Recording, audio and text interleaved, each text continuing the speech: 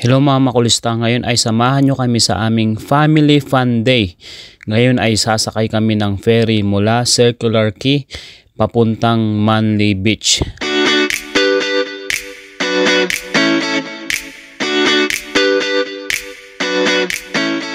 Grabe talaga habang umaandar ang ferry.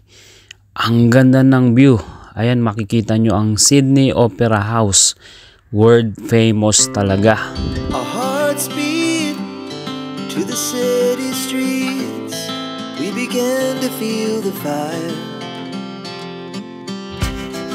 We rise like tall buildings as the chemicals they take us higher. The night's young, it has just begun as she puts her hand in mine. Ang sarap ng hangin at aliw na aliw ang mga bata. Ang ferry ride na ito ay around 30 minutes. Perfect para sa bonding ng pamilya. Timing na timing pa.